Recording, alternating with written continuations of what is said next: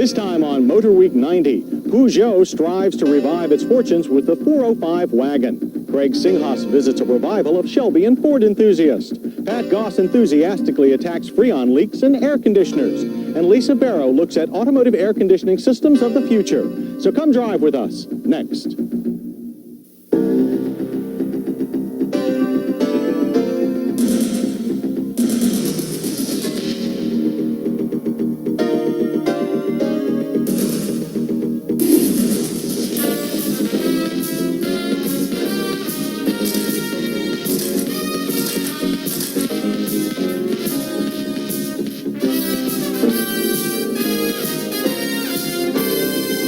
Motorweek 90, television's automotive magazine, with your host, John Davis. Well, hello and welcome again to Motorweek 90. We're glad to have you with us. At Motorweek, we think it's good to consider all the vehicles that are available to you, not just the ones you see every day.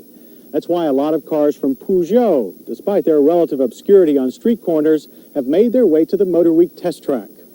Unfortunately for Peugeot, fewer and fewer buyers are choosing the capable French cars. In an effort to make their cars more affordable and desirable, Peugeot introduced the lean 405 sedan and the higher performance 405 Mi16, the car we last year voted Best Import Sedan in our Driver's Choice Awards. Now there's another variation on the theme, the Peugeot 405 wagon. This latest 405, the sports wagon, may be a new model, but the wagon concept is old hat to a company with a history like Peugeot's. Peugeot, after all, marketed the world's first station wagon, the Type 10, in 1894. The modern 405 sports wagon is a far cry from its box-like ancestor, smoothly blending the 405 sedan's sporty Pininfarina shape with the practical necessities of the modern family workhorse. These practical necessities include a reasonable price. The top-line S-grade wagon offers a full load of standard features for a base price of $18,495. Only two options, an automatic transmission and metallic paint, are offered. Our test car had the metallic paint, bringing the price to $18,870. But while features like a power sunroof and central locking are very nice, what a wagon needs is cargo room. The 405 sports wagon delivers. A luggage cover hides 38.3 cubic feet of space. If that's not enough, you can fold the split rear seat back for more than 66 cubic feet. A wagon needs hauling power, too. The 405's 1.9-liter four-cylinder engine produces 110 horsepower to move 2,700 pounds of car, a far cry from the 6-horsepower two-cylinder that powered Peugeot's earliest wagons. This modern engine uses an aluminum block and single overhead cam to make the 120 pound-feet of torque needed to haul heavy loads. It pulled our handy little wagon from 0 to 60 in 10.2 seconds. The quarter mile took 17.5 seconds at a final speed of 80 miles per hour. Front drive torque steer is noticeably absent, and the engine revs willingly through the gears. The very French 5-speed manual transmission will take some getting used to by those drivers weaned on slick Japanese units. It works smoothly, but the long throws and vague feel will seem odd.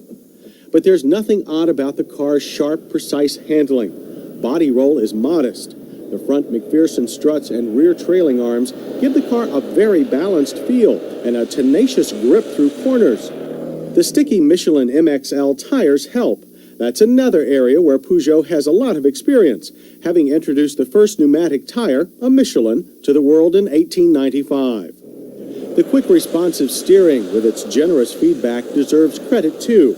Only a slight kickback over harsh bumps mars its otherwise excellent feel. Emergency maneuvers are trouble-free. The front end plows on turn-in, but then quickly regains its composure.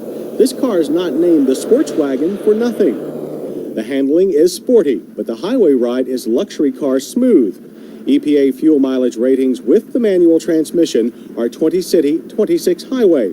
Our mixed test loop returned a healthy 26 miles per gallon.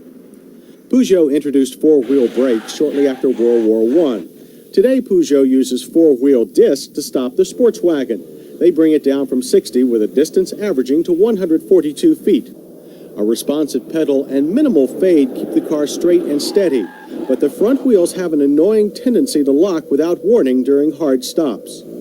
Some buyers may be willing to forgive this after a ride in the S-grade sports wagon's superbly equipped interior. Everything is standard, from heated leather seats to cruise control.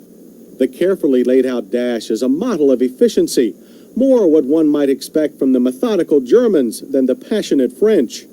The expected idiosyncrasies pop up when you get in, however. The standard tilt wheel is quite handy, but the bulky steering column leaves little knee room. The leather-covered buckets offer good back and lateral support, but the short bottom cushion leaves the thighs unsupported.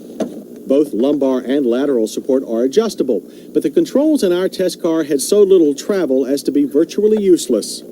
Once settled, the driver is confronted with a set of large analog gauges. The layout is more comprehensive than in some cars, but we would prefer an oil pressure gauge or voltmeter over the odd oil level gauge. Interior temperature is controlled by a clear, easy-to-use automatic climate system, while traveling music is supplied by an efficiently designed Clarion AM/FM cassette stereo. Peugeot designers were considerate enough to angle it, making it easy to use while driving. And Peugeot engineers realized that some people have to carry adults in the rear seat, so they gave the compact sports wagon a large sedan-like passenger compartment. Even our tall testers had plenty of head and legroom.